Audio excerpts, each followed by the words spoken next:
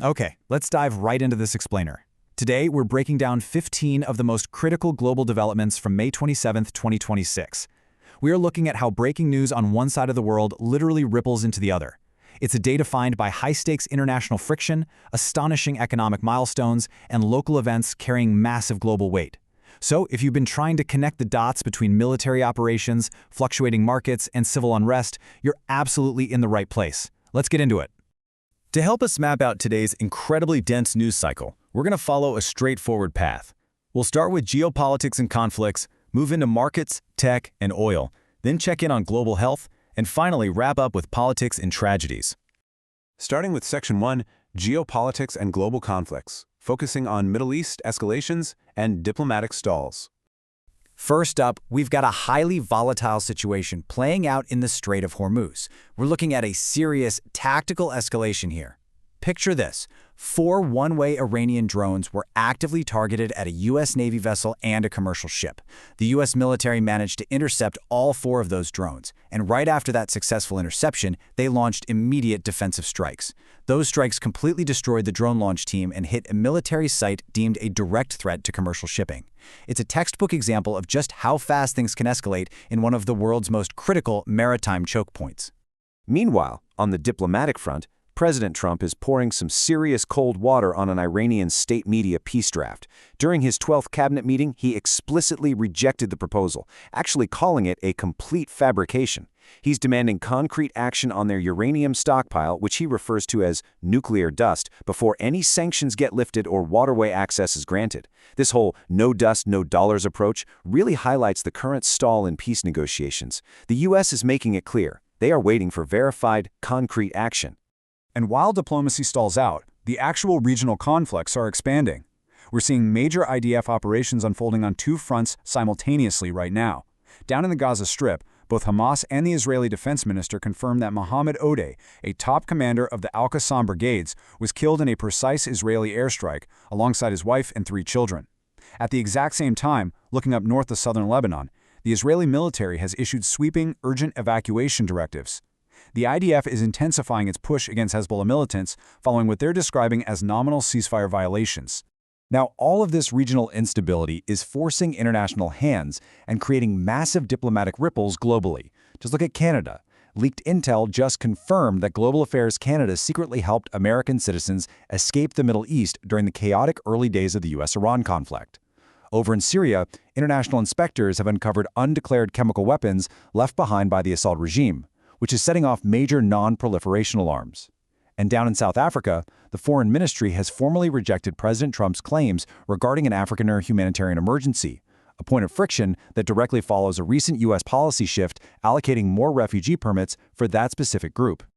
Moving right along to Section 2, Markets, Tech, and Oil. This is where geopolitics collides head-on with the global economy. So, let's talk about the economic fallout. Ironically enough, just the mere hope of U.S.-Iran peace negotiations has triggered a sudden oil slump.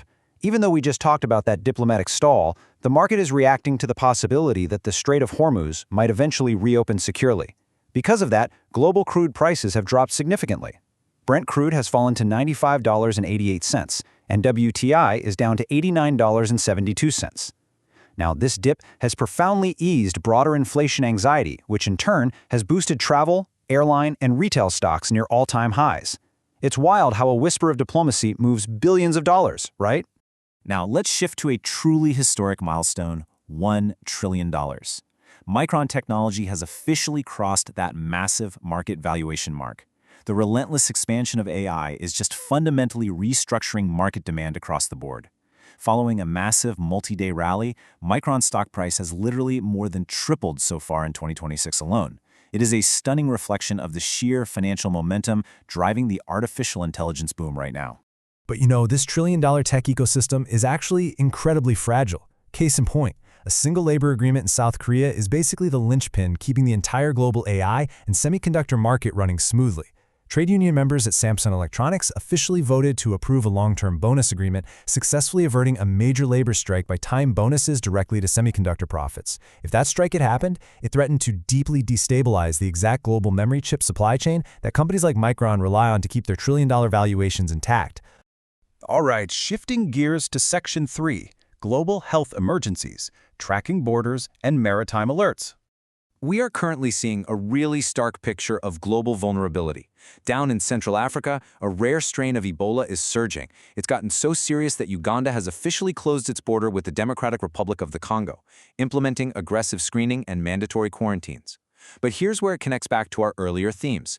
WHO Chief Tedros Adhanom Ghebreyesus has warned that ongoing regional warfare is heavily crippling these critical containment efforts. And on a completely different front, the WHO also confirmed 13 cases of hantavirus linked to the MV Hondias cruise ship expedition. So global maritime health inspectors are on incredibly high alert today. And that brings us to our final chapter, Section 4, Politics, Trials, and Tragedies. Today is absolutely defined by a massive volume of political accountability all happening at once. In the U.S., a major political shakeup just went down in Texas. Trump-backed Ken Paxton defeated longtime Senator John Cornyn in the GOP primary runoff, which sets up a massive clash with Democrat James Tellerico. Over in Spain, the Civil Guard conducted an emergency raid on the ruling PSOE party's headquarters over an illicit funding scheme, formally charging the party manager and 2 ex-officials. Meanwhile, in Northern Ireland, the high-profile historical child abuse trial of former MP Jeffrey Donaldson officially kicked off, with a separate trial of facts ordered for his wife Eleanor, who was deemed mentally unfit for a standard trial. Taking a brief moment to look at a very serious, tragic localized disaster. 11. That is the number of manufacturing paper mill workers presumed dead following a catastrophic, sudden industrial tank implosion in Longview, Washington state. Emergency crews and investigators are actively on the scene confirming multiple fatalities.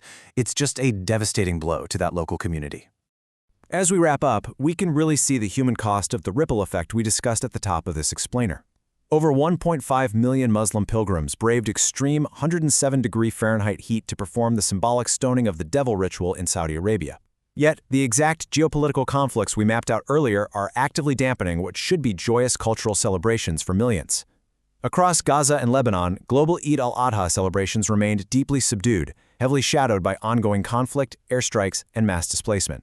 So we've seen exactly how a drone strike in the Middle East impacts the price of the gas you buy, and how a labor pact in South Korea sustains a trillion-dollar AI boom. Everything is tethered together. As we conclude this explainer, I want to leave you with this thought to ponder.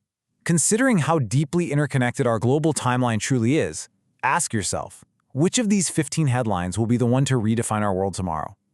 Thank you for exploring these complex global shifts with me today. Keep asking questions and I'll catch you in the next one.